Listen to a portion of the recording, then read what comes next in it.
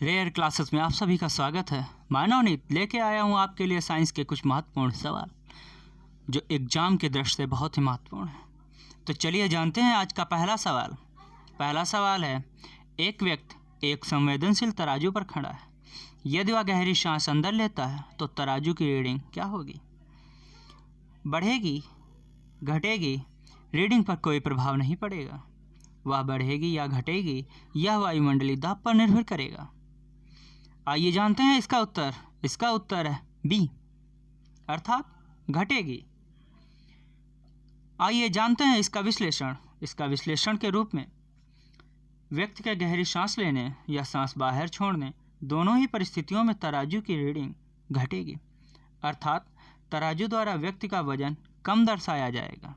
जिस तरह गुब्बारे में हवा भरने के पश्चात गुब्बारे का आंतरिक भाग बाहरी वातावरण के बराबरी करने का प्रयत्न करता है और इसी बीच उसका वजन कम प्रतीत होता है, यही कार्य मनुष्यों पर भी लागू होता है।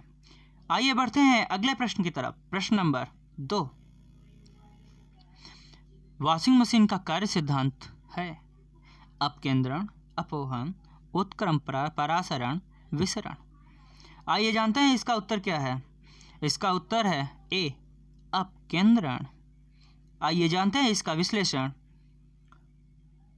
वह प्रतिक्रिया बल जो परिमाण में अभिकेंद्रीय बल के बराबर होता है, परंतु जिसकी दिशा अभिकेंद्रीय बल के विपरीत अर्थात केंद्र से बाहर की ओर होती है, अपकेंद्रीय बल कहलाता है। कपड़ा साफ करने की मशीन, दूध से मक्खन निकालने की मशीन आदि अपकेंद्रीय बल के सिद्धांत पर कार्य करती हैं। जिन्हें समझ में ना आ रहा हो या भूल जाने का डर हो, वो कॉपी और पेन लेकर साथ में बैठें और लिखते चलें। आइए बढ़ते हैं अगले प्रश्न की तरफ। प्रश्न नंबर 3। प्रचालन या प्रक्षालन मशीन की कार्यप्रणाली का सिद्धांत है अपकेंद्रीकरण, अपोहन, प्रतिक्रम, परासरण या विसरण। आइए जानते हैं इसका उत्तर। इसका उत्तर है ए, अपकेंद्रीकरण। इसका विश्लेषण हम पूर्व प्रश्न 2 में कर चुके हैं। जिसे इसका विश्लेषण चाहिए वो पुनः प्रश्न 2 का अनुसरण करें। तो आइए बढ़ते हैं प्रश्न 4 की तरफ। निम्नलिखित में कौन सी राशि सदिश नहीं है?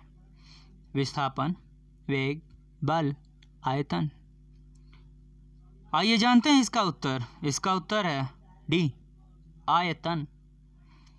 याद रहे, सदिश राशियां वे राशियां हैं जिन्हें परिमाण और दिशा की आवश्यकता होती है।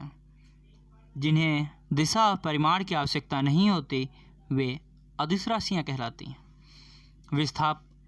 आयतन को छोड़कर विस्थापन, वेग और बल, इन तीनों को दिशा और परिमाण की आवश्यकता होती है। इसलिए ये तीनों ए, बी, सी सदिश राशियां हैं, परंतु डी, आयतन को दिशा और परिमाण की आवश्यकता नहीं होती। इसीलिए आयतन अदिश राशि है, अर्थात सदिश राशि नहीं है। तो चलिए बढ़ते हैं अगले प्रश्न। प्रश्न नंबर 5 की तरफ। हवाओं की ऊर्जा होती है केवल स्थितिज, केवल गतिज, वैद्युत, स्थितिज और गतिज दोनों। तो आइए जानते हैं इसका उत्तर। इसका उत्तर है बी, केवल गतिज ऊर्जा। तो आइए जानते हैं इसका विश्लेषण। बहती हुई हवा में केवल गतिज ऊर्जा होती है क्योंकि वो गति कर रही होती है। हवाओं की गतिज ऊर्जा को ऊर्जा के अन्य रूपों में विद्युत या यांत्रिक ऊर्जा में परिवर्तित किया जा सकता है। याद रहे, गतिज ऊर्जा को विद्युत या यांत्रिक ऊर्जा में परिवर्तित किया जा सकता है। तो आइए बढ़ते हैं अगले प्रश्न की तरफ। अगला प्रश्न नंबर 6। वायु शक्ति में ऊर्जा का कौन सा रूप विद्युत ऊर्जा में परिवर्तित होता है? गतिज ऊर्जा, स्थितिज ऊर्जा, सौर ऊर्जा या विकिरण ऊर्जा। तो आइए जानते हैं इसका उत्तर। इसका उत्तर है ए, गतिज ऊर्जा। इसका विश्लेषण भी पूर्ववत प्रश्न नंबर 5 में दे चुका हूँ। अगर इसका विश्लेषण चाहिए तो प्रश्न 5 का अनुसरण करें। तो आइए बढ़ते हैं अगले प्रश्न की तरफ। प्रश्न नंबर 7।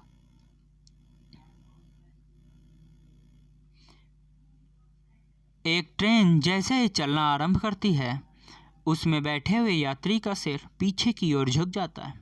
इसका कारण है स्थिरता का जड़त्व, गति का जड़त्व, जड़त्व आघूर्ण, द्रव्यमान का संरक्षण। तो आइए जानते हैं इसका उत्तर। इसका उत्तर है ए, स्थिरता का जड़त्व। आइए जानते हैं इसका विश्लेषण। यात्री ट्रेन के एकाएक चल देने से पीछे की ओर गिर जाते हैं। इसका कारण यह है कि यात्री के शरीर का निचला हिस्सा जो गाड़ी के संपर्क में है, यह हिस्सा गाड़ी के साथ साथ चलने लगता है, परंतु ऊपरी हिस्सा स्थिरता के जड़त्व के कारण विरामावस्था में ही बने रहने का प्रयत्न करता है। फलतः यात्री के शरीर का ऊपरी हिस्सा पीछे की ओर झुक जाता है। तो आइए जानते हैं अगला सवाल क्या है, और यह रहा आपके लिए प्रश्न नंबर 8। ऊर्जा संरक्षण का आशय है ऊर्जा का संरक्षण, सृजन और विनाश होता है। ऊर्जा का सृजन हो सकता है या सर्जन हो सकता है। ऊर्जा का सर्जन नहीं हो सकता, परंतु विनाश हो सकता है। ऊर्जा का ना तो सर्जन हो सकता है, ना ही विनाश हो सकता है। तो आइए जानते हैं इसका उत्तर क्या होगा। इसका उत्तर है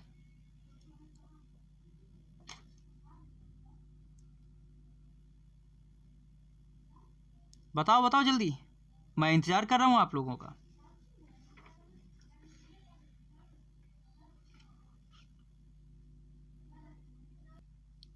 इसका उत्तर है डी,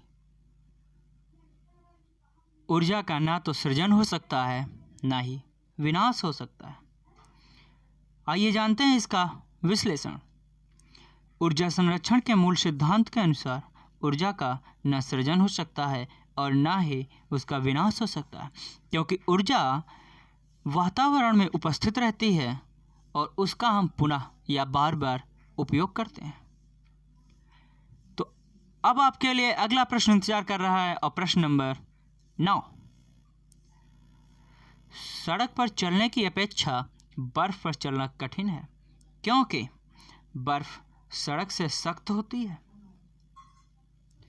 सड़क बर्फ से सख्त होती है।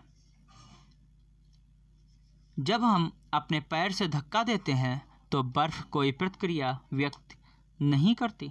बर्फ में सड़क की अपेक्षा घर से कम होता है। क्षमा करना, यहाँ पर घर से लिख गया है, यहाँ पर घर्षण होना है। गलत लिखने के लिए माफ़ी चाहता हूँ। एक बार फिर से ऑप्शन डी, बर्फ में सड़क की अपेक्षा घर्षण कम होता है।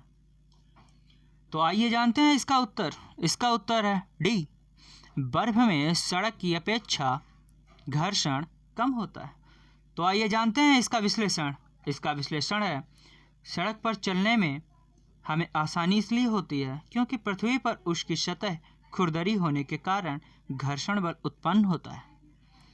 उसकी सतह ढकेलते हैं या उसकी सतह खुरदरी होने के कारण ही हम उस पर पैर टिकाकर पृथ्वी को पीछे ढकेलते हैं और न्यूटन के तृतीय नियम के अनुसार हम आगे बढ़ते हैं।